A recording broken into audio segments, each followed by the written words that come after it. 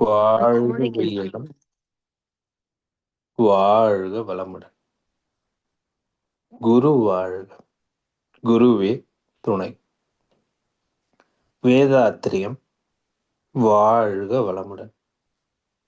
இன்று வரை தோன்றிய அனைத்து சித்தர்களும் மகான்களும் மற்றும் வேதாத்திரிய கோட்பாடுகளை அர்ப்பணிப்புணர்வோடு உலகெங்கும் உணர்வாக்கிக் கொண்டிருக்கும் வேதாத்திரிய உள்ளங்களின் மதிநுட்பமும் குரு அருளோடு சுக்குமமாய் சூழ்ந்து நாம் உய்வதற்கு துணை நிற்குமாறு என்று சங்கப்பிட்டுக் கொண்டு இன்றைய தவ நிகழ்வை இறை வணக்கம் மற்றும் குரு வணக்கத்தோடு இனிதே துவங்குகின்றோம். இறை வணக்கம் பாட அருள்நிதி ஜமுனாராணி அம்மா அவர்களும், குரு வணக்கம் பாட மைத்திலி அம்மா அவர்களையும் அன்புடன் அழைக்கின்றோம். வாழ்க வளமுடன். வாழ்க வளமுடன். வாழ்க வையகம், வாழ்க வையகம், வாழ்க வளமுடன். குரு வாழ்க, குருவே துணை.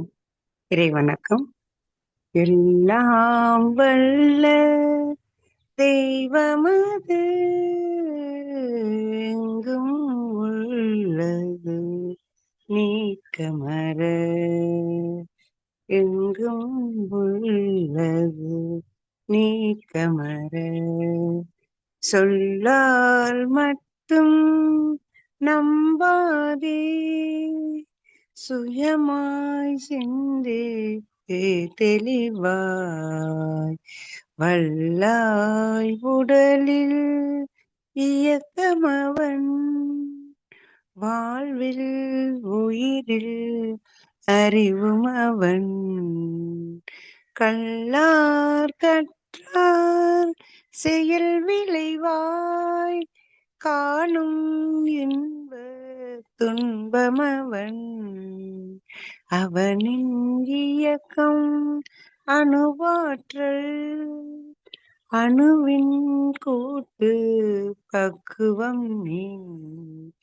அவனில் தானே உன்னிலவன், அவன் யார் நீ யார் பிரிவேது.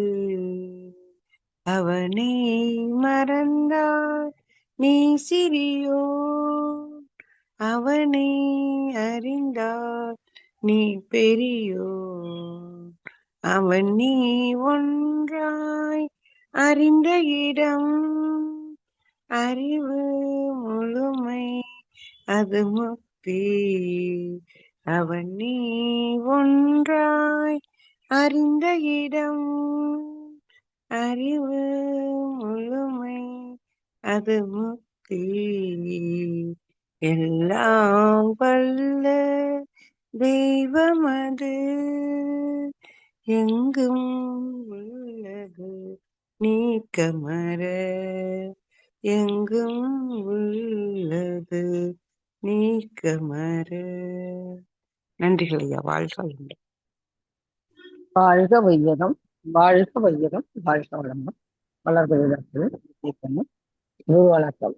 உருவத்திடை எந்தன் பூவிரலால் தொட்டு எந்தன் உயிருணர்த்தி உன் செயல்கள் பதிவழித்து பூர்வ நிலை அறிவறிய துரியம் தந்து கருவறிந்து அகத்தவத்தால் களங்கங்கள் போக பெரும் களத்தமர்த்தி கருத்துடனே விளைவு அறிந்து ஐந்து புலன்களை ஆளும் கலை போதித்து உருவத்தில் உயிரை உயிருக்குள் உள்ள மெய்ப்பொருளை அறிவாய் காட்டி ஒழுக்கத்தான் உலகினையே நட்பு கொள்ளும் அன்பு நெறி விளங்க வைத்து திருத்தமொடு காய கற்பம் சீர்கர்மயோகம் உடற்பயிற்சி தந்து சிந்தனையை உடல் நலத்தை சீரமைத்து உய்வித்த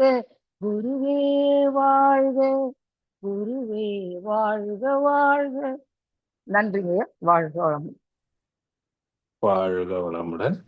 பாடல்கள் வளமுடன். தவத்தை தொடர்ந்து வேதாத்திரிய கீதை என்ற தலைப்பு நமக்கு சிறப்பு உரையை வழங்க மூத்த பேராசிரியர் அருள்நெறி பழனிசாமி ஐயா நம்முடன் இணைந்துள்ளார்கள். வாழ்க வளமுடன் ஐயா. வாழ்க வளமுடன் ஐயா. வாழ்க வையகம், வாழ்க வையகம், வாழ்க வளமுடன். குரு வாழ்க, குருவே துணை. சான்றோர் பெருமக்களே, வேதத்திரிய கீதை தொடர் சிந்தனையின் 7வது அமர்வு, 2ஆம் அத்தியாயம் சாங்கியோகத்தினுடைய ஸ்லோகங்கள். இன்றைக்கும் சிலவற்றை சிந்திக்க இருக்கின்றோம். 41வது ஸ்லோகத்திலே, இந்த யோகத்தில் உறுதி கொண்டவனும் உறுதி கொண்டவனுக்கு புத்தி ஒன்றேயாம். உறுதி கொள்ளாதவர்களின் புத்தி பல கிளைகள் உடையனவா.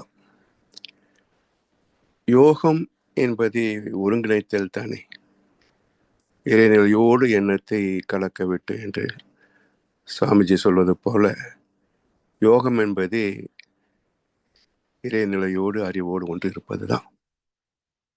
அப்படி ஒன்றவில்லை என்கின்ற போது இந்த மனம் எத்தனை வகைகளிலே அலைக்கழிக்கப்படுகிறது.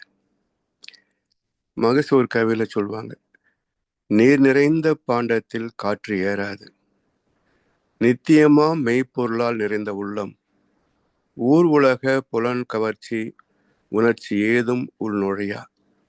இப்பேறு தவத்தால் அன்றி யார் பெறுவார் யார் தருவார். அறிவு ஓங்கி அதுவேதான் மெய்ப்பொருள் என்று அறியும் பேற்றை சீர்நிலையில் மனம் வைத்து வேண்டா பற்றை செதுக்கிக் கொண்டே இருக்கும் விழிப்பு வேண்டும் என்பார். அதே போல யோகத்தில் உறுதி கொள்வது அவ்வளவு எளிது அல்ல. மனம் இயல்பில் கடுகு போல சிதறிக்கொண்டேதான் இருக்கும். அதை முறைப்படுத்துவதற்கு பயிற்சிகள் வேண்டும், தவம் வேண்டும்.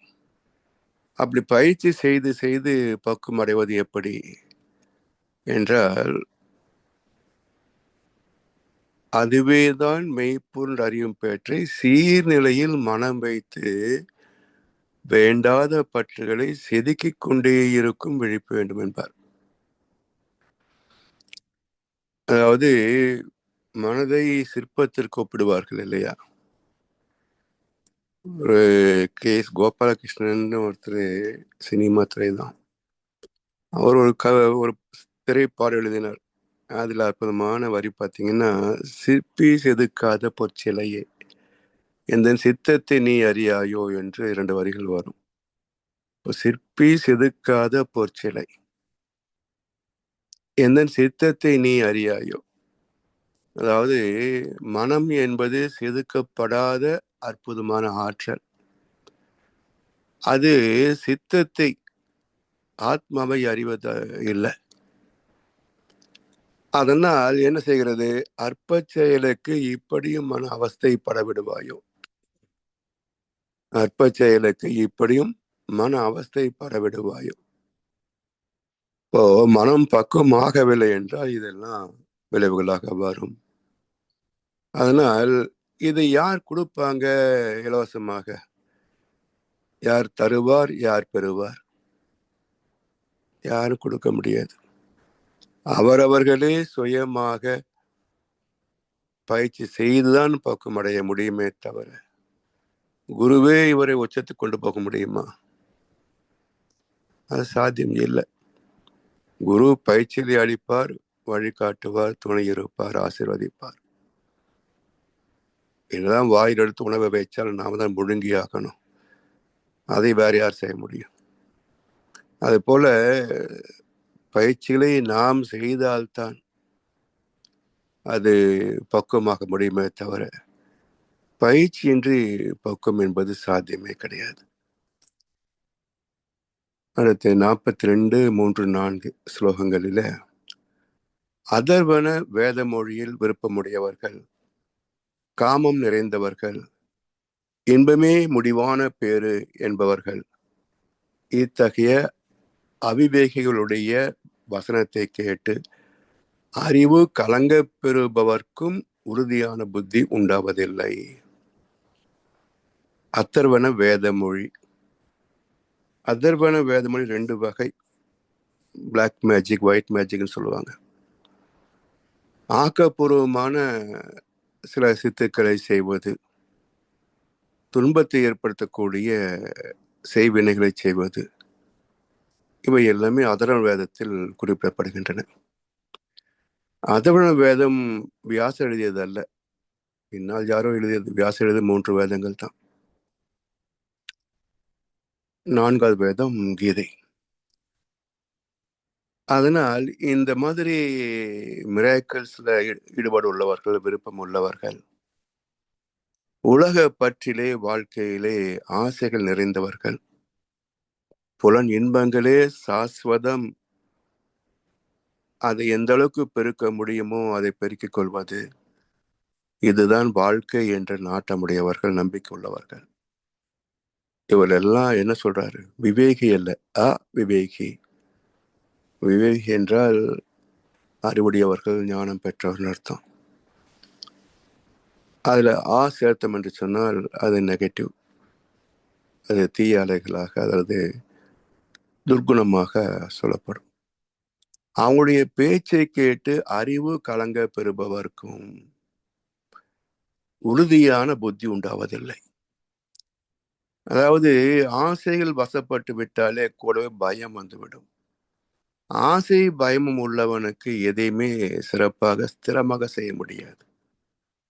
அதனால் அதுக்கு என்ன செய்யணும் அப்படின்றதுக்கு அடுத்த ஸ்லோகம் வரும்.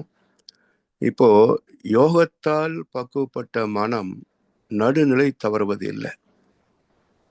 இன்பத்தை கண்டு மகிழாமலும், துன்பத்தை கண்டு வெறுக்காமலும், துவண்டு போகாமலும், நன்மை தீமை என்பது என்ற இரண்டையுமே சமமாக பாவிக்கின்ற மனப்பக்குவம். அதனால் அவரிடத்திலே சஞ்சலங்களோ குழப்பங்களோ தோன்றுவதற்கு வாய்ப்பே கிடையாது. பிறகு என்ன நன்மைகள் என்றால், சிந்தனையும் செயலும் ஒன்றுபடுகின்ற போது விளைவுகள் நன்மை மட்டுமே தரும். மனதை ஒருமுகப்படுத்துகின்ற பக்குவம், கான்சென்ட்ரேஷன், அதுதான் தவத்தால் நாம் பெறுகிறோம். தவம் என்பதும் ஒரு வகையில் கான்சென்ட்ரேஷன் தானே. அதாவது பொதுவாக நாம் சொல்லக்கூடிய மன ஓர்மை என்பது புறத்திலே, ஒரு காரியத்திலே, ஒரு சிந்தனையிலே மனம் ஒடுங்குகின்ற போது கான்சென்ட்ரேஷன் சொல்றோம். ஓசு சொல்வார், meditation is concentration, but concentration is not meditation அப்படின்பார். இப்போ திரைப்படம் பார்க்குறோம், கிளைமேக்ஸில் மனம் ஒன்றி போயிடும். அது தியானமாகுமா, தவமாகுமா? அல்ல. அதே கான்சென்ட்ரேஷன் உயிர் மீது திரும்பினால், உடலுக்குள்ளே உயிர் மீது மனம் ஒன்றிவிட்டால் அது தவம் என்று பேர். அதனால் மனதை முதலில் புறத்தே ஒன்றுபடுத்தி பழகுவது அது தாரணை. ஸோ பதஞ்சலி சூத்திரத்தில் உடலுக்கான பயிற்சிகள் 4: யமம், நியமம், ஆசனம், பிராணாயாமம். மன பக்குவத்திற்கான பயிற்சிகள் 4: பிரத்யாகார, தாரணா, தியான, சமாதி. பிரத்யாகார என்பது சித்த விருத்தி நிரோத்தியக, வெளியே போகின்ற மனதை நிறுத்துவது, தடை செய்வது, அது பிரத்யாகார. அப்படி நிறுத்திய மனதை குறிப்பிட்ட பொருள் மீது நிலைப்படுத்தி நேரத்தை கூட்டுவது. டக்குன்னு ஒரு நிமிஷம் நின்றுடும், அது பயிற்சி ஆகுமா, பக்குவமாகுமா? அப்போ குறிப்பிட்ட பொருள் மீது நீண்ட நேரம் நிலைக்க செய்வது தாரணை. சிலை வழிபாடு, மந்திர உச்சாடனம், இதெல்லாமே தாரணை. இப்படி தாரணையில் சிறிது நேரம் மனம் ஒன்றி நின்று பழகிய பிறகு அதை தன்னுள்ளே திருப்புவது தியானம்.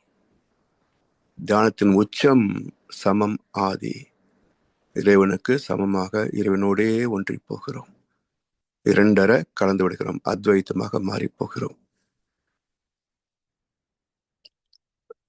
இப்படி இந்த பக்குவத்தை பெற்றுவிட்டால் எதையும் சாதிக்க முடியும். திறமையும் நுட்பமும் அதிகமாகும். எந்த காரியத்தை செய்கிறோமோ அந்த கான்சென்ட்ரேஷன் என்ற பக்குவம் இருக்கு பாருங்க, அது எல்லா நிலைகளிலுமே செயல்படும். அது நம்முடைய இயல்பாகவே மாறி போகும். எதை பார்த்தாலும், எந்த பொருளை சிந்தித்தாலும் அதோட உட்பொருள் என்ன என்றுதான் சிந்தனை போகுமே தவிர பார்த்ததை அப்படியே ஏற்றுக்கொள்ளாது.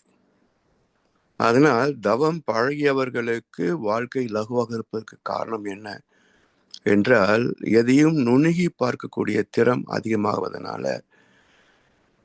ஊழையும் உட்பக்கம் காண்பர் உழைவின்றி தாழாது உயற்றுபவர் என்பார் வள்ளுவர். அப்ப ஊழையும் உட்பக்கம் காணக்கூடிய திறம் அந்த நுண் அறிவு கான்சென்ட்ரேஷன். அதனால் அவர்கள் எந்த காரியத்திலே எந்த தொழிலை செய்தாலும் அதில் திறமையும் நுட்பமும் அதிகமாகும், விளைவு உற்பத்தி அதிகமாகும், பிரச்சனைகள் குறையும். இதெல்லாமே பல நன்மைகள் தவத்தால் பெற முடியும் என்பதனால்தான் தவத்தை வாழ்க்கையின் ஒரு அங்கமாகவே வைத்தார் வள்ளுவ பெருந்தகை. தவம் செய்வார் தம் கர்மம் செய்வார், அவ்வளவுதான். அப்ப தவம் செய்யவில்லை என்றால் கர்மயோகத்திலே சிறக்க முடியாது. அதனால் மனிதனுக்கு தவம் அடிப்படை தேவை என்பதை வலியுறுத்தினார் வள்ளுவ பெருந்தகை. இதற்கு மாறாக இன்றைக்கு என்ன வாழ்க்கை? அனுபவி ராஜா அனுபவி என்ற முறையில இதையெல்லாம்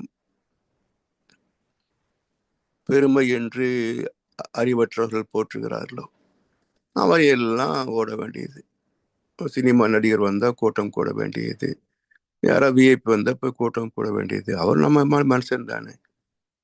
அது எதுக்கு இந்த கூட்டம் கூட இந்தியாவில் மட்டும்தான் இருக்குமே தவிர மற்ற நாடுகள் இருக்கிற மாதிரி தெரியல. இந்த ஹீரோ வர்ஷிப்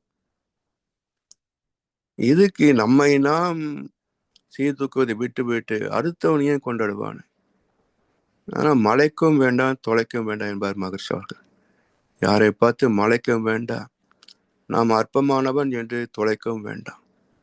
கீதையில கூட ஒரு ஸ்லோகம் வருமே, தன்னைத்தான் தாழ்த்தி கொள்பவன் தனக்கே பகவன் ஆகிறான் என்று பின்னாடி ஒரு ஸ்லோகம் வரும். அதனால் தன்னைத்தான் தாழ்த்தி கொள்கின்ற போது திறமைகள் கூட குன்றி போகும். திறமை இருந்தாலும் கூட அந்த தன்னம்பிக்கை இருக்காது இல்லையா? அப்போ திறமையே குன்றி போகும். அதனால் தன்னைத்தான் தாழ்த்தி கொள்பவன் தனக்கே பகவன் ஆகிறான். சரி, நினைத்தபடி உச்சம் தொட்டு விட முடியுதா என்றால், உயர உயர பறந்தாலும் ஓர் குருவி பருந்தாகாது. சரி, பருந்தான பிறகு பருந்தனுடைய இயல்பு என்னன்னு பாருங்களேன். எவ்வளவு உயரத்தில் பறந்தாலும் அதன் கவனம் எங்க இருக்கும் பாருங்க, தன் இறை எங்கே கிடைக்கும் என்றுதான் தேடும். சோ மேல இருந்து கீழே தேடுகிறது. தன் இறை எங்கே இருக்கிறது தெரிந்ததோ அதே வேகத்துல ஒரு வினாடி வந்து அதை பற்றி கொண்டு பறந்து விடும். அப்போ எவ்வளவு உயரத்தில் இருந்தாலும் நம்முடைய நோக்கத்தில் குறிப்பாக இருக்க வேண்டும் என்பதை காட்டுவது பருந்து. நிலை உயரும் போது பணிவு கொண்டால் உயிர்கள் உன்னை வணங்கும். எவ்வளவு உயரத்தில் நாம் இருந்தாலும் மனசு அடக்கத்தில் பணிவில் இருக்கணும். 45வது ஸ்லோகம் என்ன சொல்லுது? இதுல இருந்து எப்படி விடுபடுவது என்றால், எப்போதும் நடுவில் நின்று ஆத்மஸ்வரூபத்தில் நிலைத்திருந்து முக்குணங்களை கடந்தவன் ஆகுக. அடுத்த ஸ்டெப் என்னன்னா 3 குணங்களை கடக்கணும். இந்த 3 குணங்கள் என்ன? இதற்கு முன்பு குணம் என்றால் என்ன? குணம் இதனுடைய மூலக்கூறு எங்கே என்று பார்த்தோம் என்றால், நாமும் நமக்கு முன்னாடி வாழ்ந்த நம்முடைய தாய் தந்தை தாத்தா பாட்டி என்று 6 தலைமுறைகள். இப்படி ஒவ்வொரு வாழ்க்கையிலேயும் தலைமுறை வாழ்க்கையிலேயும் செய்த செயல்பாடுகள், அதனால் பெற்ற அனுபவங்கள், துய்த்த இன்ப துன்பங்கள், இவை எல்லாமே அப்படி அப்படியே அங்கங்கேயே சிதறி போகிறதா என்றால் இல்லை. அவை சிதற விடாமல் ஈர்த்து சுருக்கி இருப்பாக்கி 140 ஆண்டுகளுக்கு அதை பாதுகாக்கிறது. ரெக்கார்ட் ரூம் நம்ம எல்லாம் சொல்றோம் பாருங்க, ஒரு 30 ஆண்டுகள் ஆச்சுன்னா பேங்க்ல எல்லாம் ரெக்கார்ட்ஸ் டெஸ்டாப் பண்ணிடுவாங்க. அது போல ஒவ்வொரு இடத்துலையும் ஓல்டு ரெக்கார்ட்ஸ் டெஸ்ட்ராய்ன்றது இருக்கும். அதே போல இறைவன் கணக்கில இது டெஸ்ட்ராய் அல்ல, அந்த ரெக்கார்ட் மெச்சூரிட்டி டேட் வச்சு போட்டிருக்கும். அந்தந்த முதிர்வு நேரத்துல அந்தந்த ஃபைல் ஓபன் ஆகும், அதுக்கு தகுந்த சுக துக்கத்தை விளைவாக தந்துவிடும். அப்போ இறைவனுடைய ரெக்கார்ட் ரூம் எவ்வளவுன்னு பார்த்தீங்கன்னா 140 ஆண்டுகள், 7 தலைமுறைகள். அவ்வளவு காலத்திற்கு அது பாதுகாப்பாக வைக்கப்படுகிறது. சரி, 140 ஆண்டு முடிந்த பிறகுதான் வருமானம் அப்படியும் கிடையாது. அது பாடி இன்னும் டவுட் போய்கிட்டே இருக்கும், உள்ள வந்துகிட்டே இருக்கும், வெளியே போய்கிட்டும் இருக்கும். அதனால் அனுபவங்களே மனமாகி பெற்ற அனுபவங்கள் எல்லாம் உள்ளே போய் ஆத்மாவில பதிந்து பிற மனமாக வெளிப்பட்டு மூளையில எண்ணங்களாக பிரதிபலித்து, இந்த எண்ணங்களே எந்த தன்மையில இருக்கிறதோ அதற்கு ஒரு இன்னொரு பேர் வைக்கிறோம். பொதுவாக எண்ணங்கள், அந்த எண்ணம் ஒரு பாலை ஆசை என்ற ஒரு துறையில செயல்படுகின்ற போது அதற்கு ஆசை என்ற ஒரு பெயர் வைக்கிறோம். அந்த எண்ணங்களே சினம் என்ற வகையில செயல்படுகின்ற போது அதுக்கு சினம் என்று பெயர் வைத்திருக்கிறோம். இப்படி எந்த தன்மையிலே எண்ணம் வெளிப்படுகிறதோ அந்த தன்மைக்கு ஒரு பெயர். சரி, இது இப்பதான் வைக்கப்படுதான்னா இல்ல, உள்ளே போகிற போதே அதுக்கு ஒரு பெயரோடு தான் உள்ள போகுது. ஆசை வயப்பட்ட அனுபவங்கள் எல்லாம் ஆசையாக போகுது, சினம் வயப்பட்ட அனுபவங்கள் எல்லாம் சினமாக உள்ள போகுது, கவலைப்பட்ட அனுபவங்கள் எல்லாம் கவலையாக உள்ள பதிகிறது. இப்படி பதிந்தது மீண்டும் பிரதிபலித்து நமக்கு இன்பத் துன்பங்களை தருகிறது. அதனால் குணம் என்பது எண்ணத்தின் பல்வேறு பரிமாணங்கள். குணங்கள் என்பது எண்ணத்தின் பல்வேறு பரிமாணங்கள். குணம் என்பதை எண்ணத்தின் மூலம் என்று கண்டுவிட்டால் எண்ணத்திற்கு மூலம் எங்க? மனம் என்று சொல்லுவோம். மனம் ஒரு டிரான்சிட், ஆத்மாவுக்கும் மூளைக்கும் இடையிலே உள்ள ஒரு ஊடகம்தான் மனமே தவிர வேற ஒன்றும் இல்லை. அப்போ ஆத்மாவில பதிவு இருக்குது, மூளையில அது நமக்கு தெரிகிறது. யார் கொண்டு சேர்க்கிறாங்க? அந்த இயக்கத்துக்கு மனம்னு பேர். அப்போ மூளையிலே தோன்றுகின்ற எண்ணங்களிலே 3 குணங்களாக பிரிக்கிறது தத்துவம். சத்துவ, ரஜஸ், தமோ என்று கீதை 3ஆக பிரிக்கும். 6 குணங்கள் என்று சிந்தனையாளர் பிரிக்கிறாங்க. அதையே மகர்ஷி அவர்கள் நமக்கு அந்த 6 குணங்களையும் தமிழ் படுத்தி அவற்றிலிருந்து அந்த துர்க்குணங்களை நற்குணங்களாக மாற்றக்கூடிய அருகுண சீரமைப்பு பயிற்சி என்றும் கொடுக்கிறாங்க. இந்த 3 6ஆகவும் மாற்றம் பெறும். எப்படின்னு பார்ப்போம். இப்போ சத்வ, ரஜஸ், தமோ 3 குணங்களை சொல்றோம். இந்த 3 குணங்களினுடைய இலக்கணம் என்ன, வரையறை என்னன்னு பார்த்தோம்னாக்க, சத் என்பதும் தத் என்பதும் இறைநிலையை குறிக்கும். அப்ப சத்துவம் என்பது இறைநிலை தன்மையுடைய, இறைநிலைக்கு என்ன தன்மை? அன்பும் கருணையும் சொல்றோம். உண்மையிலேயே அன்பு கருணை என்பது நாம் மனிதனாக ஜீவன்களாக வந்த பிறகு அந்த உணர்வுகளின் வெளிப்பாட்டிற்கு அன்பு கருணை பேர் வச்சிருக்கிறோம். ஆனா இறைவனுக்கு என்ன குணம் இல்லையா? இது சத்துவ குணம் பேர் வச்சிருக்கிறோம், சரி, இறைவனுக்கு என்ன குணம்? சுத்த வெளியே எழுச்சி பெற்ற போது வந்த நெகட்டிவ் ஃபோர்ஸ், அதோட இயல்பு பாசிட்டிவ் ஃபோர்ஸ். அப்போ அதனுடைய உண்மை தன்மையும் இயக்கத்தில் வந்த எதிர்த்தன்மையும் ரெண்டும் சேர்ந்தது தானே உலகம். அப்போ இந்த ஜீவன் வருகின்ற வரைக்கும் பஞ்சபூதங்களிலே பாசிட்டிவ் ஃபோர்ஸ், நெகட்டிவ் ஃபோர்ஸ், ஈர்ப்பு ஆற்றல், விளக்கம் ஆற்றல் 2 தானே பேசுறோம். அட்ராக்டிவ் ஃபோர்ஸ், ரிப்பல்சிவ் ஃபோர்ஸ்னு பேசுறோம். பஞ்சபூதங்களில் அன்பு இருக்கு, கருணை இருக்குன்னு பேசுவோமா? அப்போ இந்த குணங்கள் என்ற சொல்லே ஜீவன்கள் வந்த பிறகுதான் பொருந்துமே தவிர பஞ்சபூதங்களிலே கிடையாது. அப்போ அட்ராக்ஷன் என்ற ஒரு அம்சம், அதுவே இங்கே அன்பு என்று பேசப்படுகிறது. ரிப்பல்சிவ் என்ற ஒரு விளக்கு விசை, அதுவே இங்கு அழிக்கும் தன்மையாக கருணையாக பேசப்படுகிறது. எனவே குணங்கள் என்ற சொற்கள் எல்லாமே உயிர்கள் வந்த பிறகுதான் பொருந்துமே தவிர பஞ்சபூதங்கள் வரைக்கும் அதற்கு குணங்கள் கிடையாது. ஈர்ப்பு ஆற்றல், விளக்கும் ஆற்றல். அப்ப ஈர்ப்பு ஆற்றலே விளக்கும் ஆற்றல் வெளிவந்ததுனால தான் வள்ளுவ பெருந்தகை அற்புதமாக சொன்னார் முதல் கவியிலேயே. அதற்கு பல விளக்கங்கள் மேலோட்டமானவை, நுனிப்புள் மேய்ஞ்சிருக்காங்க, அவ்வளவுதான். அவருடைய ஆழத்துல போனால்தான் அர்த்தம் புரியும். அகர முதல் எழுத்தெல்லாம் ஆதி பகவன் முதற்றே உலகு என்றார் வள்ளுவ பெருந்தகை. என்ன விளக்கம் எழுதினாங்க? வாயை திறந்தால் வருகின்ற முதல் ஓசை ஆ. எல்லா மொழிகளிலும் அது போலதான் முதல் எழுத்து அமைந்திருக்கிறது. அதனால் அது போல இறைவன் முதல்வன் என்று சொல்லிட்டாங்க. அப்படி இல்லை. வாயை திறக்கின்ற போது ஆ வெளிவருது, சரி. ஆனா இந்த ஆ என்ற உச்சரிப்பு ரிப்பல்சிவ் ஃபோர்ஸ், விளக்கு சக்தியின் அலைகள் தானே. பேசும்போது உடலில் இருக்கின்ற காற்று,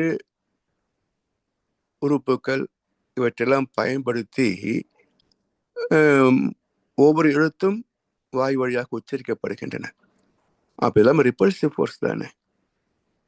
அப்போ மூலப்பொருள் ஒன்று என்று சொன்னாலும் இது மூலம் அல்ல. அது மட்டும் இல்லை, இந்த ஆ எங்கெல்லாம் சேருதோ அங்கெல்லாம் அதை எதிர்மறையாக மாற்றும். இப்போ நம்ம வேகம் என்று சொல் பார்த்தோம் போன ஸ்லோகத்துல. அது கூட ஆ சேர்த்த போது ஆ விவேகம். விவேகம் பாசிட்டிவ் கேரக்டர், ஆ விவேகம் நெகட்டிவ் கேரக்டர், பக்குவம் இல்லாத மனசு. அதே போல ஒரு யோகியன் என்று சொன்னால் நல்லவன், ஆ சேர்த்தீங்கன்னா அயோக்கியன், கெட்டவன். இது போல ஆ என்ற சொல் ரிப்பல்சிவ் ஃபோர்ஸ் குறிப்பிடுது. அதனால் இந்த இருப்பாகிய இறைநிலை எழுச்சி பெற்ற தன்மை காட்டுவதுதான் அகரம். அது போலத்தான் எழுச்சி பெற்ற நிலையிலே தான் மொழி பிறந்தது, உணர்வுகள் பிறந்தன. அப்ப இறைவனுக்கு என்ன குணம்? அகரம் போல மூலப்பொருள் என்று சொன்னாலும் கூட உண்மை அதுவா? இல்லை. அதனால் இங்க என்ன சொல்றாங்க? சத்துவகுணம் தெய்வீகம் என்று பேசப்பட்டாலும் இறைவனுக்கு குணம் கிடையாது. அது 3 குணங்களை கடந்தவன் ஆகுக என்கிறது சுலோகம். அப்போ சத்துவம் என்ற இறைநிலைக்கு ஜீவன்கள் வந்த பிறகு மனிதத்திலே அந்த இயல்பு மேன்மை பெறுகின்ற போது, பரிணமிக்கின்ற போது அன்பு, கருணை, இதனோடு நன்றியும் ஒரு முக்கியமான குணமாக பேசப்படுகிறது. ஆசை, கோபம், களவு கொள்பவன் பேச தெரிந்த மிருகம். அன்பு, நன்றி, கருணை கொண்டவன் மனித வடிவில் தெய்வம். இதுதான் சத்துவகுணம். அதனால் இறைநிலை எழுச்சி பெற்று அட்ராக்டிவ் ஃபோர்ஸ், ரிப்பல்சிவ் ஃபோர்ஸ் ஆகி ஜீவன்களில் அதுவே அன்பு, கருணை என்ற குணங்களாகி மனிதனாக வந்த பிறகு தான் பெற்ற நன்மைகளுக்கு, உயிர் வாழ்வதற்கு தேவையான பொருட்கள் எங்கிருந்து வந்தனவோ அவற்றை தந்தவர்களுக்கெல்லாம் நன்றி பாராட்டுகின்ற உணர்வே நன்றி உணர்வு. இந்த நன்றி உணர்வின் வெளிப்பாடு முதல் அம்சம்தான் இறை உணர்வு. அப்ப இறை உணர்வுக்கே அடிப்படை நன்றி உணர்வு. இறை உணர்வுக்கே அடிப்படை நன்றி உணர்வு. அப்போ இறை உணர்வுக்கு அடிப்படை நன்றி உணர்வு என்றால் நன்றி என்பது என்ன? பெற்ற நன்மைக்கு திருப்பி செலுத்துவது இல்லையா? அப்போ இறை உணர்வு என்பது இறைவன் தந்த வாழ்க்கை, இறைவன் தந்த வளங்கள், இறைவன் தருகின்ற இறை உணர்வு. இவை எல்லாவற்றுக்கும் நாம் நன்றி செலுத்துவதுதான் பிரார்த்தனை. So true prayer asks nothing, thanks for everything given by God.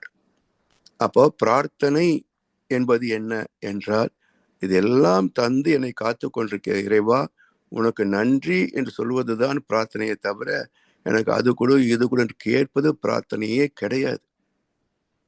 இதெல்லாம் இடையிலே செருகப்பட்டது. அதனால தான் demanding itself is against the god என்பர் ஓஷோ. கடவுள்கிட்ட போய் எனக்கு இதை கொடுன்னு கேட்டா அசல் நாத்திகன் இவன் தான். கடவுள் இல்லைன்னு சொல்ற வெளியில இருக்கிறான், இருக்குன்னு சொல்லிட்டு நம்பாம இருக்கானே இவன் தான் அசல் நாத்திகன். எனவே இறைவன் நாம் கேட்டு தருபவன் அல்ல. நாம கேட்டா பிறந்தோம், இல்லை நாம் வந்த பிறகுதான் நெல் முளைத்ததா? அப்போ ஒரு ஜீவன் பிறப்பதற்கு முன்பே அதன் தேவைகள் அனைத்தையும் கருவிலே இணைத்தவன் அல்லவா இறைவன். கல்லினுள் தேரைக்கும் கருப்பை உயிருக்கும் உளுணவே தந்து காக்கும் Dayalan. It is providence because it provides. இறைவனுக்கு ப்ராவிடன்ஸ் பேர் இருக்கு இல்லையா? Because it provides. அதனால் எல்லாவற்றையும் கேட்காமலே தருகின்ற இறைவன் கேட்டு தருவது கடங்காரத்தன்மை அல்லவா? அதனால் வேண்டுதல் பிரார்த்தனை என்பதற்கே ஒரு மிக மகத்துவமான அர்த்தம் இருக்கிறது. அதை கொச்சைப்படுத்தி விட்டது பக்தி மார்க்கம். சரி, அடுத்த குணம் என்ன? ரஜோ குணம்.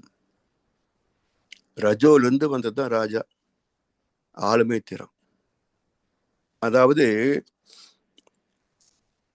யார் யாரை ஆளுமை செய்வது? இயற்கையில எல்லாம் ஒன்று போல் இல்லை. ஒரு மரத்திலே மலர்களும் கனிகளும் பயனுள்ளவை அழகானவை என்றாலும் கூட ஆணி வேறு தானே மூலம். அப்ப ஆணி வேர் என்று ஒரு பொருள் இல்லை என்று சொன்னால் அதுல நமக்கு பயன்பாடு கிடையாது. ஆனால் பயனுள்ள மலர்களும் கனிகளும் ஆணி வேறு தந்த கொடைதானே.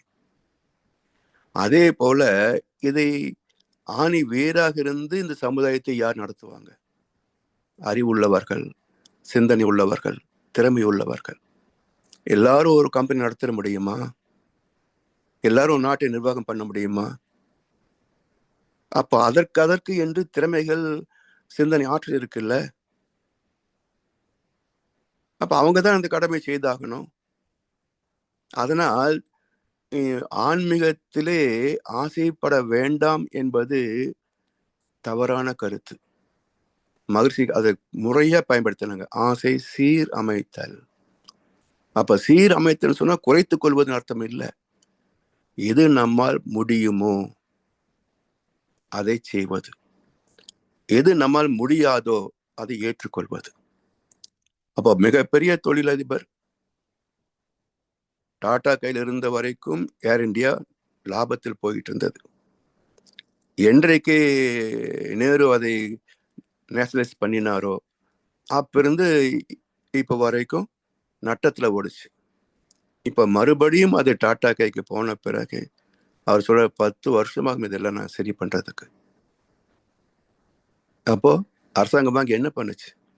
வேண்டியவனெல்லாம் மேனேஜிங் டைரக்டர் ஆக்கி, சேர்மன் ஆக்கி, அவனுக்கு பர்ஸ் என்று சொல்லி தேவையில்லாதெல்லாம் கொடுத்து, வருமானத்துக்கு மேலே செலவு செஞ்சு கடனாக்கி, மக்கள் வரி பணத்தில் அதை செலவாக்கி, நாங்கள் சேர்த்து வச்சு நீ வித்துட்டான்னு ஒரு அவப்பெயர். யார் நல்லா செய்கிறாங்களோ அவங்களுக்கு அவப்பெயர். அப்போ சிந்திக்கின்ற அறிவு இல்லை. எல்லாரும் ராஜாக்க முடியுமா? எல்லாரும் பல தூக்குதான். அப்போ அவரவர்களுக்கு என்ன திறமை தகுதி இருக்கிறதோ அதற்கேற்ப வாழ்வது. இதுல உயர்வு தாழ்வே கிடையாது, உயர்வு தாழ்வே கிடையாது. இறைவனின் படைப்பே அப்படித்தான். மனிதர்கள் வேறுபாடு என்பது தவிர்க்க முடியாது. அப்ப ஏன் இந்த உயர்வு தாழ்வு பார்க்கிறோம் என்று சொன்னால், தாழ்ந்தவன் உயர நினைக்கணும், அதுதான் இயல்பு. ஆனா உயர்ந்த மற்ற தாழ்வை பார்க்க கூடாது. அதுதான் பொறாமைக்கும் வெறுப்புக்கும் காரணம். அப்போ தான் உயர்ந்தவன் என்று மற்றவரை தூசிக்கின்ற போது அவன் மனசுக்குள்ள வெறுப்பு வரும். அப்போ உயர்ந்தவன் தாழ்ந்தவனிடத்திலே அன்பு பாராட்டுகின்ற போது, உதவி செய்கின்ற போது அவனத்துல எப்படி பொறாமை வெறுப்பு வரும்? யோசிச்சு பாருங்களேன். அதனால இந்த உயர்வு தாழ்வு என்பது பொறாமைக்கும் வெறுப்புக்கும் காரணம் அல்ல. இந்த மேல் ஜாதின்னு சொல்லி ஒரு ஆட்டம் ஆடினாங்க பாருங்க, அது வெறுப்புக்கு காரணம். நான் பணக்காரன் சொல்லி ஒரு ஆட்டம் ஆடினான்னு பாருங்க, அது செல்வந்தனை பார்த்து வெறுப்பதற்கு காரணம். நான் அதிகாரின்னு சொல்லி ராஜா ஆட்டம் போட்டான் பாருங்க, அது மக்களுக்கு எதிர்ச்சலுக்கு காரணம்.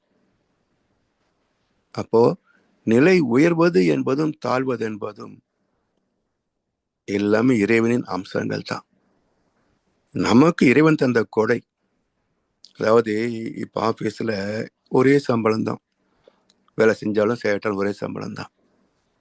ஆனா திறமை உள்ளவன் எனக்கு ஒரே சம்பளம் தானே சொல்லி வேலை செய்யலன்னு சொன்னா திறமை அற்ற பங்கு யார் செய்வாங்க இல்லையா? இந்த சேலரி ஸ்ட்ரக்சர் வந்ததுக்கு காரணமே என்ன? தொழில் புரட்சியில எல்லாருக்கும் ஒரே உடம்பு தான், ஒரே வாழ்க்கை தேவைகள் தான், திறமைகள் வேறுபடலாம். அதனால திறமை உள்ளவன் திறமை அற்ற பங்கு சேர்த்து செய்திருவான். அதனால ஒருத்தருக்கு ஒருத்தர் ஒத்துவதை வாழ்வது என்பதுதான் சேலரி ஸ்ட்ரக்சரே தவிர, இந்த உண்மை புரியாத போது திறமை இருந்தும் ஓபிடிச்சானா அது பாவம். திறமை இல்லை, 4 பேரை செய்யறான், அவனா முடியல, அவனை குறை சொல்லி என்ன செய்வதுங்க? அதனால சொல்லும், அவன் திறமைக்கு வேலை செய்யறன மட்டும் பாருங்க, மற்ற மாதிரி அவுட்புட் கொடுக்கலன்னு வருத்தப்படாதீங்க, அவனை தண்டிக்காதீங்க. அவன் என்ன செய்ய முடியும்? அவ்வளவுதானே செய்ய முடியும் அவனால. அது போல இந்த இயற்கை நீதியே பேதங்கள் தான் என்பதை ஏற்றுக்கொண்டு விட்டால் யார் உயர்ந்தவன், யார் தாழ்ந்தவன், யார் பண்டிதன், யார் பாமரன்? அதான் விபூதிங்க அடுத்து சொல்ல போகுது. எல்லாமே நான் தான், பண்டிதனும் நான் தான், பாமரனும் நான் தான். அதனால் இந்த தத்துவத்தை புரிந்து கொள்ளுடைய பயன்பாடு என்ன என்று சொன்னால், பெருமை பாராட்டுவதும் கிடையாது, இன்ஃபீரியாரிட்டி காம்ப்ளெக்ஸ் தாழ்ச்சி குணமும் கிடையாது. அபர நிலையில இருக்கிறோம். யாரும் இருக்கும் நிலை இருந்து விட்டால் எல்லாம் சௌக்கியமே. கர்டன் சொன்னது அதில் அர்த்தம் உள்ளது. ஆனால் அவரவர் இடத்துல அவங்க இருந்துட்டாங்கன்னா எந்த பிரச்சனையும் கிடையாது. அடுத்தவங்களை பார்த்து ஆசைப்படுவதும் அல்லது அடுத்தவங்களை பார்த்து பெருமைப்படுவதும் கர்வப்படுவதும் அதை வெளிப்படுத்துவதும், கர்வப்படுவது கூட தவறு கிடையாதுங்க, அதை வெளிப்படுத்துகின்ற போதுதானே அடுத்த மனசு துன்பப்படுது. அதனால் இந்த ரஜோ குணம் என்பது ஆளுமை திறம். அப்ப யார் விஞ்ஞான அறிவு இருக்கிறதோ அவன் பொருட்களை கண்டுபிடிப்பார். யாருக்கு அது உற்பத்தி செய்யக்கூடிய திறம் இருக்கிறதோ அவர் தொழிற்சாலை அதிபராக தொழில் உற்பத்தி செய்வார். யாருக்கு அதை கொண்டு சேர்க்கின்ற திறம் இருக்கிறதோ அவன் வியாபாரத்திலே உலகம் கொண்டு சேர்ப்பான். யாருக்கு மக்களிடத்திலே அறத்தை போதிக்கின்ற ஞானம் இருக்கிறதோ அவர் மக்களுக்கு தர்மத்தை போதிக்க வேண்டும். இதுதான் வர்ணாசிர தர்மம். அடுத்தது தமோ குணம். இது வேற எங்கேயாவது இருக்கா பாருங்களேன். மனிதனை தவிர தனக்கு ஒரு நன்மை இல்லாத போதும் மற்றொரு துன்புறுத்துகின்ற சாடிசம், தமோ குணம் வேற எந்த ஜீவன்ல இருக்கா பாருங்க. தனக்கு பசித்தால்தான் அடுத்த ஜீவனை கொன்று புசிக்குமே தவிர வேடிக்கைக்கு கொலை செய்வது எங்கேயாவது விலங்குகளை பார்க்கிறோமா? ஆனா மனிதன் எதன் பெயரால் கொலை செய்கிறான்? சொல்ல, எந்த பேர்ல கொலை செய்யறோம்? என்ன நியாயம் சொல்லுங்க பார்ப்போம். மதத்தின் பெயரால் கொலை, ஏன் கொலை செய்யற? நாங்களே உலகம் போற இருக்கணும். உன்னுடைய மதத்துக்கு பேர் எங்கேருந்து வந்தது? மனிதன் பிறந்த போது வந்ததா, இல்ல இடையில யாரோ சொருகிய சித்து வேலையா? அப்போ இதுக்கு ஏன் அடிமையாகிறாய்? எனவே மதப்பற்று, தேசப்பற்று, ரசிகர்கள், தொண்டர்கள் எல்லாமே அடிமைகள் அர்த்தம். எல்லாருமே அடிமைகள் என்று அர்த்தம். சுயமாக சிந்திக்கின்ற புத்தி எப்பவுமே இருக்கணும். ஒவ்வொரு மனிதனும் சுதந்திர புருஷன் தான், யாருமே அடிமை கிடையாது. அப்போ என் அறிவை கொண்டு சிந்தனை செய்து மேம்படுத்திக் கொள்வேன், இதற்கு யாருமே தடை நீக்க முடியாது. மதமோ சடங்குகளோ சம்பிரதாயங்களோ தடை செய்யக்கூடாது. தடை செய்த விட்டு விலகு, வேண்டாம், எனக்கு தேவையில்லை இது. அதனால் எந்தெந்த காலமோ இடம் காலம் தேவை இவையொப்ப தோன்றின எத்தனையோ செயல்கள், அந்த செயல் அந்த கருத்து என்ற சிந்தனைக்கோ அனுபவத்திற்கோ துன்பம் அளிக்குமெனில் தவிர்ப்போம். அப்ப தூக்கி வீசுவதற்கு தைரியம் வேணும் இல்ல? எப்படி வரும்? உண்மையை உணர்ந்தால் வரும். அதனால் தமோ குணம் என்பது மற்றவர்களுக்கு நன்மை இல்லை, பரவாயில்ல. தனக்கு ஏதாவது லாபமா பாருங்களேன். லட்சக்கணக்கான கோடி சேர்த்தானுங்க. என்ன லாபம் சொல்லுங்க பார்ப்போம். கொண்டு ஸ்விஸ் பேங்க்ல வச்சிருக்கிறீங்க, லண்டன்ல வச்சிருக்கிறீங்க, துபாயில் வச்சிருக்கிறீங்க, பிரான்ஸ்ல வச்சிருக்கிறீங்க. நீங்க என்ன தனுப்பிக்கிறீங்க? நீங்க இருக்கிறது இங்க, அங்க வச்சுட்டு உங்களுக்கு என்ன பெருமை? இது ஒரு சைக்கோ, இது ஒரு மனவியாதி, இது ஒரு மனவியாதி. இவனை நம்பி எப்படி நாட்டை கொடுக்கறதுன்னு சொல்லுங்க. அதனால இந்த தமோ குணம் என்பது தனக்கு ஒரு லாபம் இல்லாத போதும் இன்னொரு ஜீவனை துன்புறுத்தக்கூடிய கொரூர குணம். இது விலங்குகளிலே கிடையாதுங்க. அதனால் குறைந்தபட்சம் மனிதன் விலங்கானால் பரவாயில்லை, குறைந்தபட்சம் மனிதன் விலங்காக பக்குவம் அடைய வேண்டும்.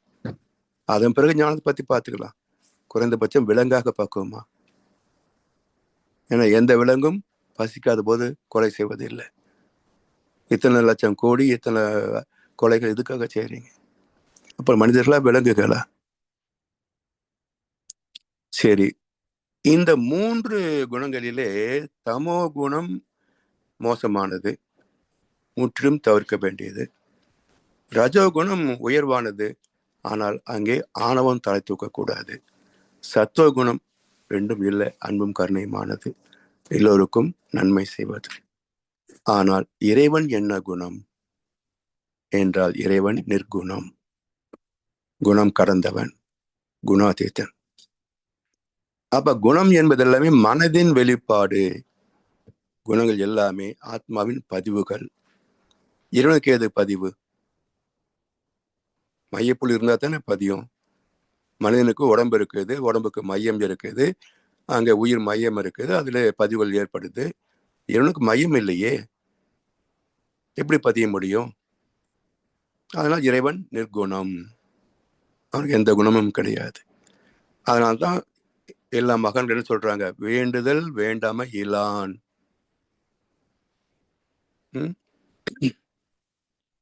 விருப்பு வெறுப்புக்கு அப்பாற்பட்டது. ஸோ வேண்டியவர் வேண்டாதவர் அவனுக்கு இல்லை, மன வீட்டுக்குள்ளே அவன் இருந்தும் காண்பவர் இல்லை என்றார் கண்ணதாசன். வேண்டியவர் வேண்டாதவர் அவனுக்கு இல்லை, அவன் எங்க இருக்கிறான்? மன வீட்டுக்குள்ளே அவன் இருந்தும் காண்பவர் இல்லை. கண்டிருந்தா எங்க போய் தேட போறோம்? ஒரு ஊரா கோயிலுக்குள்ள தேடுறாங்களே, அவன் தேடல. அங்க போனா இது கிடைக்கும், இங்க போனா இது கிடைக்கும்னு பிச்சை எடுக்க போறான், அவ்வளவுதான். சரி, இப்போ இந்த நோ மைண்ட் ஸ்டேட் என்ற நிர்குணம், மனம் என்பது உயிரின் படக்க நிலை என்று மகிழ்ச்சி சொல்லுவாங்க. உயிருக்கு அடித்தளமானது ஆத்மா என்ற இறையாற்றல். அதனால் இந்த இறை நிலையை உணர்வதற்கு ஆத்மாவில் லயமானால் தான் முடியும். அப்போ இந்த உணர்வு பயணத்துல முதல் பக்கம் என்ன, பயன்பாடு என்ன என்று சொன்னால் ஆத்ம தரிசனம். ஆத்ம தரிசனம் இதை என்ன சொல்றாரு ராமகிருஷ்ண பரமஹம்சர்? தேக ஆலயத்தில் தெய்வத்தை காண முடியாதவன் ஆத்ம தரிசனம் பெறவில்லை என்றால் எங்கே போய் இறைவனை காண முடியும்? தேக ஆலயத்தில் தெய்வத்தை காண முடியாதவன் அகில அண்டத்திலும் காண முடியாது.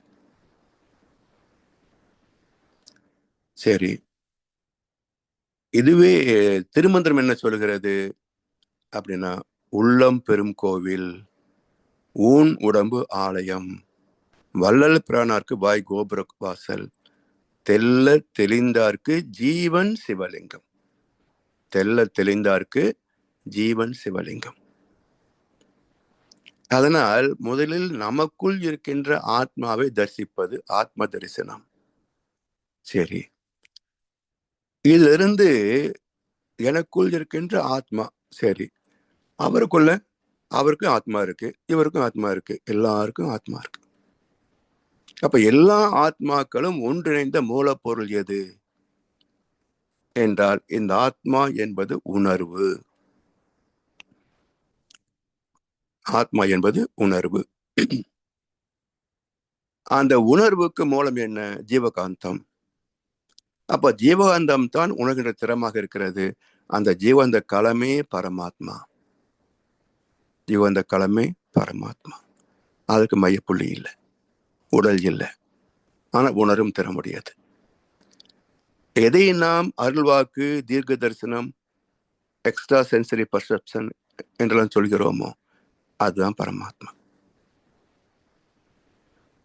அதை கடந்து போற போது விஸ்வரூப தரிசனம், இறைவனே இயக்க களமாக இருக்கின்ற விஸ்வ என்றால் விரிந்த நிலை, உலகம், ரூப தோற்றங்கள், வடிவங்கள், ரூபங்கள், அதை தரிசிப்பது விஸ்வரூப தரிசனம். அதை கடந்து வருகின்ற போதும் தெய்வ தரிசனம், பிரபஞ்சத்தை கடந்து அப்பால் உள்ள சுத்தவெளியோடு இணைகின்ற போது அது தெய்வ தரிசனம். அப்போ ஆத்ம தரிசனம், பரமாத்ம தரிசனம், விஸ்வரூப தரிசனம், தெய்வ தரிசனம், இந்த நான்குக்கும் அடிப்படை குரு தரிசனம். குருவன்றி யாருக்கும் கூட ஒண்ணாதே. ஸோ உருவன்றியே நின்று உருவம் புனைக்கும், கருவன்றியே நின்று தான் கருவாகும், அருவன்றியே நின்ற மாய பிரானை குருவன்றி யாருக்கும் கூட ஒண்ணாதே. இப்படி இந்த 3 குணங்களை கடக்கின்ற ஒரு ஸ்லோகத்துக்கு எப்படி கடப்பது என்ற விளக்கம் வேணும் இல்லையா? சரி, இப்போ இந்த 3 குணங்களை கடந்து நிர்குணமாக இறைவனை சந்திக்கின்ற போது அடுத்து 46வது ஸ்லோகம் என்ன சொல்ல பாருங்க. எங்கும் நீர் பெருக்கெடுத்து இருக்கையில் கிணறு பயன்படும் அளவு ஞானத்தை உடைய பிரம்மனிஷ்டனுக்கு வேதங்கள் பயன்படுகின்றன. ஊரெங்கும் குடிநீருக்கு சுத்தமான தண்ணி இருக்குங்க. இப்ப யாரு போய் கிணத்து தண்ணிய சேர்ந்து குடிக்க போறாங்க? தேவையில்லை. அதே போல இறைவனையே உணர்ந்த பிறகு வேற என்ன புதுசா படிக்க வேண்டியிருக்குங்க?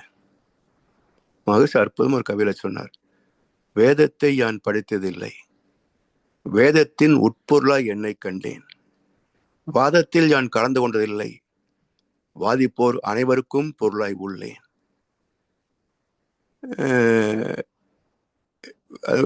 அடுத்து இப்படி வரும், சுயநிலையில் அவர் அறிய அவர் நான் ஒன்றே என்று முடியும் இந்த கவி. இப்படி வேதத்தை படித்ததில்லை, வேதத்தின் உட்பொருளாய் என்னை கண்டேன். வேதத்தின் உட்பொருள் யாருங்க? வேதநாயகன். வேதநாயகன் யாரு? சிவபெருமான். வேதத்தின் மகர்ஷி யாரு? சிந்திக்கணும். அதனால ஏன் குருவை முதல்ல புரிந்து கொள்ளணும். நம்முடைய எதிலேயே இருந்தாலும் கூட குருவுடைய பெருமைகளை அறிந்தவர்கள் எத்தனை பேர் நினைக்கிறீங்க? அதை முதல்ல புரிந்து கொள்ளவில்லைன்னு சொன்னா தத்துவம் சரியா வராதுங்க. எவர் ஒருவர் குரு உயர்வை மதித்து ஒழியினாலும் தப்பாது குரு உயர்வு மதிப்போர் தம்மை தரத்தில் உயர்த்தி பிறவை பயனை நல்கும். ஆனா மகர்ஷி எந்த அளவுக்கு இன்றைய வேடதாரிகளை விட உயர்ந்திருக்கிறார் என்பதை அவருடைய கவிதைகள், அவருடைய கருத்துக்கள், அவர் வாழ்ந்த வாழ்க்கை முறை இதெல்லாம் ஊன்றி கவனித்தவர்களுக்குத்தான் புரியும் மகர்ஷி யார் என்பது. எனவே ஞான நிஷ்டை என்பது இறை உணர்வு. வேதம் எந்த அளவுக்கு பயனாகிறது என்றால், எங்கும் தூய நீர் இருக்கும் போது கிணற்று நீர் சிறிதளவே பயன்படுவது போல ஆத்ம ஞானம் பெற்ற பிரம்மனிஷ்டனுக்கு, தவ யோகிக்கு வேதங்கள் ஒரு ரெஃபரன்ஸ் தான். அது முழுவதுமாக திரும்ப திரும்ப படிக்க வேண்டிய அவசியம் இல்லை. இதே வள்ளுவர் பெருந்தை சொல்வார், மனத்துக்கண் மாசு இளன் ஆதல். அப்ப இறைவனோடு பெற்று இறைவனோடு லயமாகின்ற போது எல்லா கலங்கங்களும் நீங்கி விடுகின்றன, கடந்து விடுகிறான். ஏன்னா இறை உணர்வு பெறுவது சில ஃப்ராக்ஷன் ஆஃப் செகண்ட்ஸ் அல்லது சில வினாடிகள், சில நிமிடங்கள் சாத்தியமாகலாம். எப்போதுமே அங்க இருக்கணும் என்று சொன்னால் அது எத்தனை பேருக்கு முடியும்? ஓஷோ அதுக்கு ஒரு கணக்கு சொல்றாருங்க. இது வரைக்கும் யாருமே சொல்லலை, மகரிஷியும் கூட அதை சொல்லலை. வேற எங்கேயும் குறிப்பு கிடையாது, கீதையில அந்த குறிப்பு கிடையாது. ஓஷோ என்ன சொல்றாரு, 48 நிமிடங்கள் இறைநிலையோடு ஒன்றி அதில் லயமாகி கீழே வராமல் நிலைத்து நின்று விட்டால் நீ ஞானியாகிறாய். அது என்ன 48 நிமிஷம்? அப்படித்தான். இப்படி 100 டிகிரி தண்ணி கொதிக்குது, ஏன்னு கேட்க முடியுமா? அவர் சொல்ற ஆன்சர் 90 வரைக்கும் கொதிக்கல, 100ல கொதிக்குது, ஏன்னு கேட்க முடியுமா? அது போல 48 நிமிஷம் இருந்தா உனக்கு ஞானம் கிடைக்கும். சில வினாடிகள் நிக்கிறதே கஷ்டமா இருக்கு. அப்ப 48 நிமிஷம் நிக்கணும்னு சொன்னா எது சப்போர்ட் பண்ண முடியும்? எது இதுக்கு துணை நிற்கும் என்றால் களங்கமற்ற ஆத்மா. களங்கமற்ற ஆத்மானா பூர்வ கர்ம புண்ணியம் இருக்கணும். தவமும் தவம் உடையார்க்கேயாம் என்ற சூட்சுமத்தை சொன்னார் வள்ளுவர். தவமும் தவம் உடையார்க்கேயாம். சும்மா கண்ணை மூடி கையை கோத்துட்டா தவம் இல்லை. அதுக்கு ரொம்ப ரொம்ப பழகி பழகி தேர்ச்சி பெற்றிருக்க வேண்டும். இங்க வள்ளுவர் சொல்லக்கூடிய கருத்து தவமும் தவம் உடையார்க்கேயாம் என்றால் எப்ப உடையவர்? நேற்றுக்கு செஞ்ச தவமா, இல்ல தீட்சி எடுத்த தவமா? அப்படி இல்லை. போன தலைமுறைகள், ஒவ்வொரு தலைமுறையிலையும் தவ வாழ்க்கையே பின்பற்றி வந்திருந்தால் எழுபிறப்பும் தீயவை தீண்டா பழிப்பிறங்கா பண்புடை மக்கட்பிரின். அப்படி தவத்திலேயே வந்திருந்தால் இந்த 7வது தலைமுறையில முழுமை பெறலாம். அல்லது 8வது தலைமுறை வந்தாலும் அதுல ஞானம் பெற்றுவிட ஞானியாக வாழ்ந்து விடலாம் என்று அந்த 8வது பிறப்பாகத்தான் கிருஷ்ண பரமாத்மா வந்தார். 8வது பிறப்பாகத்தான் மகர்ஷி பிறந்தார். அதுக்காக 8வது குழந்தையெல்லாம் மேதை நினைச்சுக்காதீங்க. கணேச பாட்ட சொல்வார், 8 பிள்ளை பெற்றால் கூட லாபமாகலாம், அந்த 8வது பிள்ளை கூட மேதையாகலாம் சொல்லுவான். அதுக்கு அந்த அம்மா சொல்லுவாங்க, 8வது மேதைக்காக கர்ப்பம் தாங்கினால் 7 முட்டாள்களே காலம் பூரா வீடு தாங்கமாம்பாங்க. 8வது மேதைக்காக கர்ப்பம் தாங்கினால் 7 முட்டாள்களே காலம் பூரா வீடு தாங்கமான்னாங்க. அது மாதிரி 8வது குழந்தையெல்லாம் அந்த ஞானம் பெற முடியாது. அது 8வது பிறப்புன்னு அர்த்தம். அது கோயின்சைடா 8வது குழந்தையா கூட வரும். அப்படி வந்தது நிலைதான் தத்துவார்த்தமாக கிருஷ்ண பரமாத்மா, யதார்த்தமாக வேதாத்திரி மகர்ஷி அவர்கள்.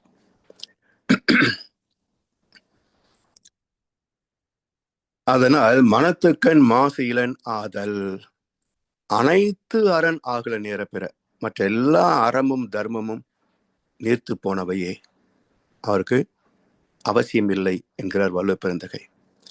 இப்படி மனதில் எந்த விதமான களங்கமும் இல்லாத பக்குவமே முழுமையான பாதுகாப்பு. துன்பவதற்கு வாய்ப்பே கிடையாது. அதனால் இந்த வாழ்க்கை ஒரு கனவை போன்றது என்று எண்ணி இதில் எண்ணங்களை ஆராய்ந்து பார்த்து நல்லதை மட்டுமே நாடி பயன் கொள்கின்ற போது ஆத்ம தரிசனம் பெறுகிறான். அதையே தொடர்ந்து வாழ்கின்ற போது ஒரு நாள் தெய்வ தரிசனத்தையும் பெறுகிறான். அதன் பக்குவம் யான் பெற்ற இன்பம் பெருகை வையகம் என்று தொண்டு வாழ்க்கைக்கு வந்து விடுகிறார்கள். அடுத்த 47வது ஸ்லோகம் முதல் அடுத்த அமர சிந்திப்போம் என்று சொல்லி வாய்ப்பளித்த செய்மடு தலைவருக்கு நன்றி பாராட்டி இந்த உரையை நிறைவு செய்கின்றோம். வாழ்வளமுடன், வாழ்வளமுடன், வாழ்க வையகம். வாழ்க வளமுடன் ஐயா. வாழ்வளமுடன் ஐயா. நன்றிகள். பல அரிய கருத்துக்கள் சொன்னீங்க. சிந்திச்சு கேள்விகள் இருந்தால் அடுத்த மறுபடியும் கேட்போம். ஐயாவை வாழ்த்திடுவோம்.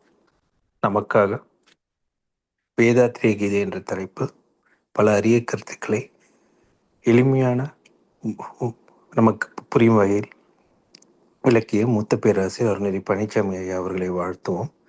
அருள்நெறி பழனிசாமி ஐயா அவர்கள் வாழ்க வளமுடன், அவர்களின் அன்பு குடும்பம், அவர்களின் உடல் நலம், பொருள் வளம், மனவளம் மற்றும் அவர்களின் ஆன்மீக தொண்டு வாழ்க வளமுடன், வாழ்க வளமுடன், வாழ்க வளமுடன். பாடல்கள் பாடி நிறைவு செய்யும் தருணம். அதற்கு முன்ன ராஜாராமையா, நீங்க கையை உயர்த்திருக்கீங்க, எதை கேட்கணுமா?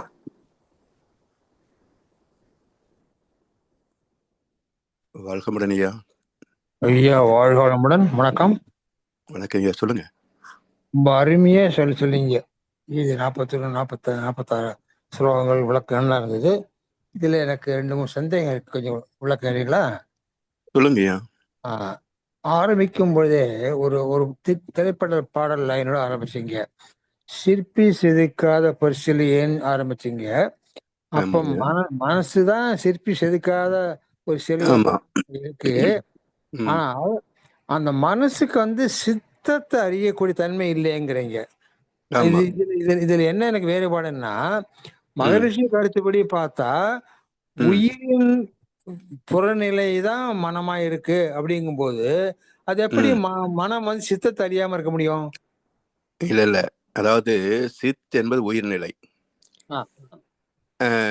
காந்த நிலை அனந்தம். ம். இந்த காந்தத்தில் பதிவதுதான் அனுபவங்கள். ஓகே. அனுபவத்தின் கேரியர் தான் மனசு. ஆ. அதை பிரித்து பார்ப்பது மூளை எண்ணமாக. ஓகே. அதனால இந்த எண்ணத்திலிருந்து மனசுக்கு போய், மனசுல இருந்து ஆத்மாவுக்கு போய், ஆத்மால இருந்து உயிரை அறிவது. ம். அதான் சித்தத்தை நீ அறியாயோ. ஓகே. இப்ப நான் புரிஞ்சது. அடுத்த சந்தேகம் வந்து, ம். இந்த இறைவன் வந்து நிர்குணம்னு சொல்லிட்டீங்க. ஆனா ம். அதே இறைவன் வந்து கிருஷ்ணா இருக்கும்போது 3 குணங்கள் பத்தி போதனை பண்றாரு. சத்துவகுணம், ம். ரஜகுணம், தமோகுணம்னு. ம். அதே வேத மகர்ஷி வந்து 3 வந்து 6ஆ கொடுத்து சீரமைங்கிறாரு. இது ஆமாங்க. எந்த பக்கம் நம்ம இருக்கணும் நம்ம? மூன்றையே தான் அங்க 6க்கும் வரும். அதான் ஆ. 3 இல்ல. இந்த 2 சத்துவகுணம் வந்து வேற. இந்த ரஜோகுணம், தமோகுணம் வந்து 6ஆக பிரிக்கலாம். ஆசை, கோபம், என்ன சொல்லுவாங்க, காமம், குரோதம், லோபம், மோகம், மதம், ஆச்சரியம், பேராசை, சினம், கடும் பற்று, முறையற்ற பால் கவர்ச்சி, ஒரு மனப்பான்மை, வஞ்சம். இப்போ இந்த ரஜோகுணமும் தமோகுணமும் கலந்த நிலை என்ன பண்ணுது பாருங்க. நானே தொடர்ந்து ஆட்சியில் இருக்கணும் இல்லையா? அப்போ ஆசை. யார் தடையா இருக்காங்களோ அவனை கொலை கூட செய்யலாம். சினம். அப்புறம் கடும் பற்று, என்னை தவிர வேற யாரும் ஆளக்கூடாது. முறையற்ற பால் கவர்ச்சி, இந்த அதிகாரத்தை வச்சுட்டு சார் யாருன்னு கேட்கலாம், ஆனா யாரும் சொல்ல மாட்டோம். உயர்வுத்தாழ் மனப்பான்மை, பக்கத்து சீட்ல ராஜா உட்கார விடல யாரு. வஞ்சம், இன்னைக்கு என்ன வஞ்சம் காத்துட்டு இருக்கிறாங்க. வாய்ப்பு கிடைச்சா போட்டு தள்ளிட்டு இடைத்தேர்தல் கொண்டு வந்தெல்லாம் காத்துட்டு இருக்கிறாங்க. இதுதான் யாரு துர்குணங்கள். அப்ப இதெல்லாம் மாற்றுவது. அப்போ ரஜோகுணமும் தமோ குணமும் கலந்து விபரீதம் தான் இந்த 6 குணங்களுக்கும் அடிப்படை. ஓகே. நல்ல விளக்கம். அறிவே வணக்கம். நன்றி ஐயா. அடுத்தது வந்து, இப்போ கோயிலுக்கு போய் நம்ம பிரார்த்தனை பண்ணக்கூடாது, நன்றி செலுத்தணும்னு சொன்னீங்க. இப்ப நன்றி செலுத்தினா மட்டும் போறோமா? நிறைய பேர் வந்து கோரிக்கை தான் வைக்கிறாங்களா கோயில்ல? அதே சொல்லி கொடுத்தது அப்படிங்கய்யா. அப்படியா? ஏதாவது தேவைன்னா கடவுள்கிட்ட கேளுன்னு சொல்லி கொடுத்துட்டாங்க. எல்லா மதத்துலயும் அப்படி அது இருக்கு. அது உண்மை வந்து அப்படி இல்லை அப்படின்றது பக்குவம் வந்தா தான் தெரிய முடியும். அப்ப குழந்தைகளுக்கும் அறிவாளருக்கும் சொல்லணும். அவங்க தொடர்ந்து கோயில் வருகின்ற போது இந்த கருத்தை சொல்லணும். அப்ப கோவில்களிலே அறவுரை என்று ஒரு அமைப்பு இருக்கணும். எப்படி சர்ச்சில் வந்து பைபிள் படிச்சு விளக்கம் பேசுறாங்களோ, அதே போல கோவில்களிலே இந்த கீதையோ திருக்குறளோ பேசக்கூடிய ஒரு முறை வகுத்திருக்கணும், அல்லது இனிமேலா வகுக்கணும். அப்பதான் மக்கள் மத்தியில அறம் பெருகுமே தவிர இல்லை என்ற ஆசைகள் மட்டுமே பெருகும். அதை நான் வந்து ஒரே ஒரு கோயில பார்த்தேங்கய்யா. திண்டுக்கல் சவுந்தரராஜ பெருமாள் கோவில் இருக்கு. அங்க வியாழக்கிழமைகளில் ரதி மன்மதன் பூஜை நடக்கும். அதாவது தலைப்பட தாமதமாகிறவர்கள் அங்க வந்து பூஜை செய்வாங்க. அப்போ ஆண்டாளுக்கு தான் பூஜை நடக்கும். அந்த அந்த அலங்கார இடைவேளையில ஒருத்தர் வந்து மைக் செட் போட்டு பேசுவார். அப்போ அவர் என்ன சொல்றாரு, நீங்கள் செய்த கர்மா இது தள்ளி போறதுக்கு. அப்ப பிரார்த்தனை என்ன செய்யும், உங்களை சுத்தமா விளக்கிறாது. இப்போ 10 கிலோ எடை தலையில விழுகணும்னு விதி இருக்குன்னு வச்சுக்கோங்க. இரும்பா விழுந்தா என்ன கதி? அதுவே பஞ்சு மூட்டையா இருந்தா என்ன கதி? அது போல இறைவனுடைய பக்தி நம்பிக்கை என்பதெல்லாம் இந்த பஞ்சு மூட்டையா மாத்தி கொடுக்குமே தவிர கர்மாவை நீக்கிறாது அப்படின்ற கருத்தை அவர் சொன்னார். நான் அவர் சொன்னேன், இது மாதிரி அடிக்கடி பேசுங்க, எல்லா கோயிலும் வைங்க, அப்பதான் மக்கள் கொஞ்சமாவது புரியும். நீங்க சொல்ல உங்களுக்கு புரிஞ்சிருக்காதோ என்னமோ தெரியாது, ஆனா திரும்ப திரும்ப சொன்னா புரியும் அப்படின்னு அந்த குரு கிட்ட பேசினேன். ஓகே, அது போய் எல்லா கோவிலும் ஏன் வைக்க கூடாது? கண்டிப்பா வைக்கணையா. ம் சரி, இப்ப இறுதியாக ஒரு கேள்விக்கு வரேன்னா, ம் நீங்க கட்சியில வந்து சொல்லும்போது நிறைய தரிசனம் சொன்னீங்க. ஆத்ம தரிசனம், ம் விஸ்வ ம் தரிசனம் சொன்னீங்க. அது பரமாத்மா கொஞ்சம் தரிசனம், விஸ்வரூப தரிசனம். சொல்லுங்கய்யா, வாய்ஸ் கட்டாது. அது கொஞ்சம் மறுபடியும் எனக்கு ஞாபகப்படுத்த சொல்லுங்க ப்ளீஸ். அதாவது நமக்குள் இருக்கின்ற ஆத்மாவை ம். தவத்தின் மூலமாக மனம் ஒடுங்கி போய் தரிசிப்பது, இதன் ஆத்மா என்று அந்த நுண்புள்ளி தரிசிப்பது ஆத்ம தரிசனம். ஆ. இதே போலத்தான் எல்லா ஜீவனுக்குள்ளேயும் இருக்குது. ம். அப்ப அதுக்கு மூலப்பொருள் எது? ஜீவகாந்தம். ம். அப்ப அந்த ஜீவந்த களமாக இருக்கின்ற பரமாத்மா, ம். அதை தரிசிப்பது பரமாத்ம தரிசனம். ம். ம். அந்த உணர்வு கடந்து விஸ்வரூபமாக உலகத்தையே சக்திகளத்தை உணர்கின்ற போது அது விஸ்வரூப தரிசனம். இந்த சக்திகளத்தை கடந்து சொத்து விலையை தரிசிப்பது தெய்வ தரிசனம். அப்படி ஆத்ம தரிசனம், பரமாத்ம தரிசனம், விஸ்வரூப தரிசனம், தெய்வ தரிசனம், இந்த 4க்கும் அடிப்படை மூலம் குரு தரிசனம். ஓகே, நல்ல அருமையா உனக்கு மறுபடியும் ஞாபகம் வந்தது. ரொம்ப நன்றியா. நன்றி நன்றிமா, வாழ்க்கை ஐயா. நன்றிகள் ஐயா. நன்றிமா, வாழ்க்கை வாழ்க வளமுடன். பாடல்கள் பாடி நிறைவு செய்வோம். வேதாத்திரிய பாடல் பாட அருள்நெறி சாந்தி சுந்தரம் அம்மா அவர்களும், பிரம்மஞான கவி பாட அருள்நெறி தாரகேஸ்வரி அம்மா அவர்களும், உலக நல வாழ்த்து பாட அருள்நெறி நீமா சுரேஷ்குமார் அம்மா அவர்களும் அன்புடன் வைக்கின்றோம். வாழ்க வளமுடன். வாழ்க வையகம், வாழ்க வையகம், வாழ்க வளமுடன். வேதாத்திரிய பாடல். போரில்லா நல்லுலகம், பொருள் துறையில் சமநீதி, நேர்மையான நீதிமுறை, நிலவுலகுக்கோர் ஆட்சி, சீர் செய்த பண்பாடு, சிந்தனையோர் வழிவாழ்வு, சிறப்புணர்ந்த பெண்மதிப்பு, தெய்வ நீதி வழிவாழ்தல், திருவிழா தவிர்த்தல், சிவர்க்கே விளையாட்டு, செயல் விளைவு உணர்கல்வி, சீர்காந்த நிலை விளக்கம், பார் முழுதும் உணவு நீர் பொதுவாக்கல், பல மதங்கள் பல கடவுள் பழக்கம் ஒழித்து உண்மை ஒன்றை தேர்ந்திடுதல். வாழ்க வையகம், வாழ்க வளமுடன். நன்றிகள் ஐயா. வாழ்க வளம். பிரம்மஞான பாடல்.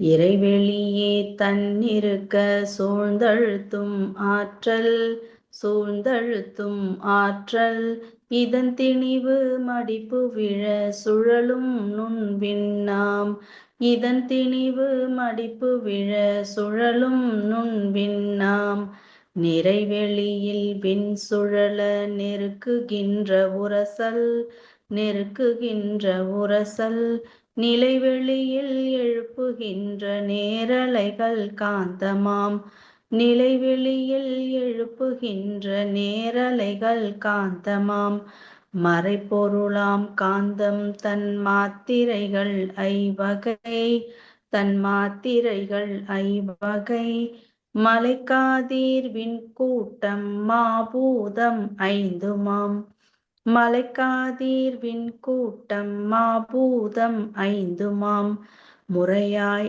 அக்காந்த அலை மனமாம் உயிர் உடல்களில், மனமாம் உயிர் உடல்களில், மதி உயர்ந்திவ் உண்மை பெற மா பிரம்ம ஞானமாம், மதி உயர்ந்திவ் உண்மை பெற மா பிரம்ம ஞானமாம், மா பிரம்ம ஞானமாம். நன்றி ஐயா. வாழ்க வளம். வாழ்க வையகம், வாழ்க வளமுடன். உலக நல வாழ்த்து. உலகமெல்லாம் பருவமழை ஒத்தபடி பெய்யட்டும், உழவரெல்லாம் தானியத்தை உவப்புடனே பெருக்கட்டும், பல தொழில்கள் புரிகின்ற பாட்டாளி உயரட்டும், பகுத்துணர்வில் தொகுத்துணர்வு பண்பாட்டை உயர்த்தட்டும். கழகங்கள் போட்டி பகை கடந்து ஆட்சி நடக்கட்டும். கல்லாமை கடன் வறுமை களங்கங்கள் மறையட்டும். நலவாழ்வை அளிக்கும்மை ஞான ஒளி வீசட்டும். நம் கடமை அறவாழ்வின் நாட்டத்தே சிறக்கட்டும். நம் கடமை அறவாழ்வின் நாட்டத்தே சிறக்கட்டும். நம் கடமை அறவாழ்வின் நாட்டத்தே சிறக்கட்டும். வாழ்க வையகம், வாழ்க வையகம், வாழ்க வளமுடன். நன்றிகள் ஐயா. வாழ்க வளமுடன். வாழ்க வளமுடன். இன்றைய தவத்தில் கலந்து கொண்ட நண்பர்கள், தவத்தை வழிநடத்தியோர், நச்சிந்தனை வழங்கியோர், பாடல்கள் பாடியோர் அனைவரும் வாழ்க வளமுடன். அவர்களின் அன்பு குடும்பம், அவர்களின் உடல் நலம், பணவளம், பொருள் வளம், அருள் தொண்டு, ஆன்மீக தொண்டு, வாழ்க வளமுடன், வாழ்க வளமுடன், வாழ்க வளமுடன். இத்துடன் இன்றைய காலை தவம் நிகழ்வு மகிழ்வோடும் நிகழ்வோடும் இனிதே நிறைவு பெறுகிறது. இறையர்களும் குருவர்களும் நம் அனைவரையும் எப்பொழுதும் சூழ்ந்திருந்து நம்ம இந்த இறைநிலை உணர் பயணத்திலே சிறந்த முறையிலே வழிநடத்தட்டும் என அனைவரையும் வாழ்த்தி வணங்கி நன்றி கூறி அமைகிறோம். வாழ்க வையகம், வாழ்க வையகம், வாழ்க வளமுடன்.